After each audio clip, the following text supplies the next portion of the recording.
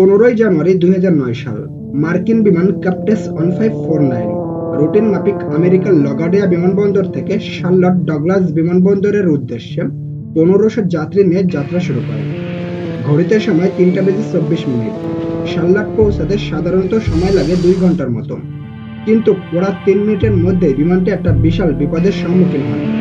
বিমানটি যখন 29,000 ফুট উপরে পৌঁছে গেছে তখন একঝাঁক বড় বড় পাখি বিমানের উপরে বিকট শব্দে আসছে, এক একটা শব্দে যেন বজ্রপাতের মতো। পাখিগুলা প্লেনের দুই পাশের ইঞ্জিনে ঢুকে পড়ে, ফলে ইঞ্জিনের ব্লেডগুলো ভেঙে ইঞ্জিনের ভিতরে আগুন ধরে যায়। বিমানের ভিতরে থাকা প্রত্যেক যাত্রী জানলা দিয়ে সে আগুনকে দেখতে পান, ফলে বিমানের ভিতরে একটা হইচই বেঁধে যায়। বিমানের ভিতরে থাকা কেবিন ক্রুরা কোনো মতে যাত্রীদেরকে সামাল দেন।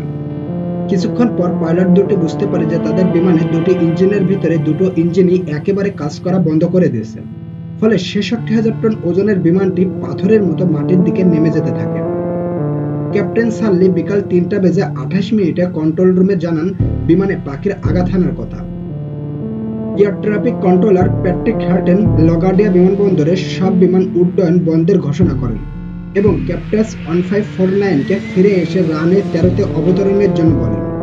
তখন দুই পাইলটই একেবারে হতভম্ব হয়ে যায়। তারা বুঝতে পারে যে তাদের হাতে একেবারে সময় কম। বিমান উড়ছে ঘনবসতি এলাকার উপর দিয়ে। যদি বিমানটি এখানে ক্র্যাশ করে তাহলে কয়েকশো লোক নিমিষেই মারা যেতে পারে। সাথে বিমান থেকেও কেউ জীবিত ফেরার সম্ভাবনা একেবারেই নেই। পাশেই ছিল হাডসন নদী।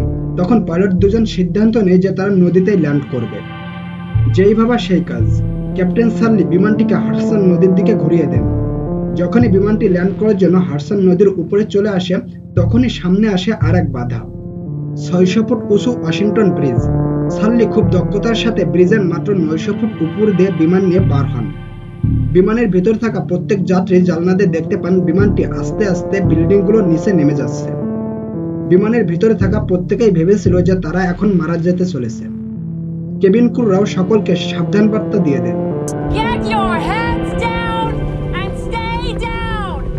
ককপিট থেকে হঠাৎই ক্যাপ্টেনের আওয়াজ, শোনা গেল নির্দেশ, Brace for impact. এটা এমনটা সংকেত যা বিমানে ওঠা কেউই শুনতে চায় না। কেবিন ক্রুরাও তারা তাদের জীবনে প্রথমবার এই সংকেত শুনছে। এটার মানে হচ্ছে বিমান এখন ক্র্যাশ করতে চলেছে। সকলেই রেডি হয়ে যান। এরপর বিকাল 3:31 ক্যাপ্টেন সার্লি তার সম্পূর্ণ দক্ষতা দিয়ে বিমানটিকে ল্যান্ড করান হাডসন নদীতে।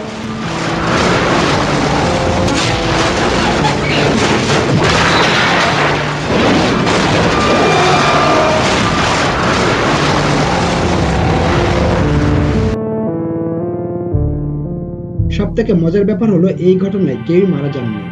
ক্যাপ্টেন সার্লির দক্ষতায় বিমানটি ক্র্যাশ করা সত্ত্বেও সকলেই জীবিত ছিলেন। পরবর্তীতে এই ঘটনাকে নিয়ে অনেক শর্ট ক্লিপস ও মুভি তৈরি করা হয়।